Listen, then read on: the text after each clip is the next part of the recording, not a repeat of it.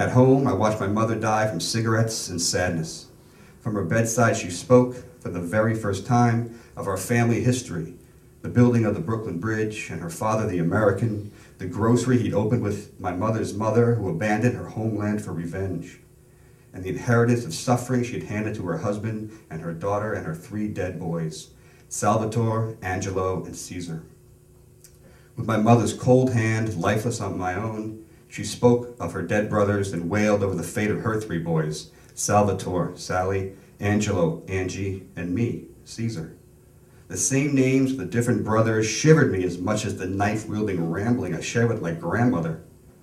My mother, superstitious by nature, begged me to break what she called a curse on the family started by vengeance. Through staggered breath, she begged me to save myself from suffering, to break the chain of agony that extended. She asked me to stop running, to find a home. I promised her I would. Then I buried her alone. I received the little money she had, and the house with Sally in jail was mine too, but I couldn't stay there, with too much blood on the walls and a ghost on the tracks. With the house boarded up, I traveled to the city, arriving like an immigrant from the old world.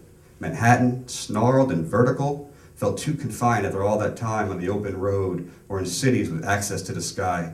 So I walked the bridge an ancestor came here to build, determined to find a home in the mysteries of Brooklyn. The once proud borough had become an anonymous land of strange faces and tongues, a vegetable soup of subway lines that extended far into forgotten zones. I walked and walked the streets, rode the trains above and below ground. Neighborhoods were there to be discovered, each their own separate story, each their own separate town. I found a place where the sky was wide and nearly within reach, above the carved cornices of 4-story buildings. The brick facades had fire escapes over sidewalk storefronts, specialty shops, mom and pop. A business sold handmade hats, large and colorful. On the corner, a dreadlocked man chopped coconuts with a machete and sold drinks that school kids in uniforms sucked through straws. Hair salons and barbershops were 2 to a block. The smell of soul food mingled with the music that came from canted porticos and open car windows. Traffic eased like the slow-walking women whose hips moved nearly as much sideways as their bodies did forward. The men glided along, shiny with confidence. The early evening streets were filled with these graceful women and sharp-dressed men, surfaced from the subway with the skyline in sight, but Manhattan behind. They touched each other as they spoke. On tree-lined streets with landmark brownstones in formation like an architect's army. Rippling down from the neighborhood's height were areas of rising despair. At the far end, in the flats, a shuttered boatyard bordered the river. Up the slope between the boatyard and the park were projects, clusters of short-stacked buildings the color of ash. Above the litter-strewn avenue that severed the projects from the park were in-between streets, where the houses were historic, but the conditions reflected a different history, a history in some ways like mine, of turbulence and movement and a desire to overcome. All through the neighborhood, high and low, the majority of the residents didn't look like me. They were black and I was whatever, but that didn't matter. I had no people.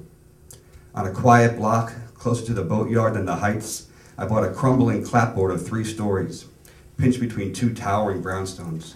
I worked all summer as the neighborhood kids chalked the sidewalks, jumped rope and rode bikes, played games into the fading light of dinner time. Afterward, they would return to their stoops to lick ice cream and holler until the sky turned indigo above the tree line, and the adults, who were always out front and knew all the kids' names, called everyone home when the streetlights blinked on. Lights blazed inside the open windows of my empty house as I hammered and plastered and painted. And before the trees lost their leaves and the darkness came in the afternoon, I'd finished. But the new house didn't feel like a home, so I went for a beer, ended up with a job, once again on my own, working for someone else in someone else's bar, unaware at the time that the past was something I could avoid but never escape. Thank you. Yeah!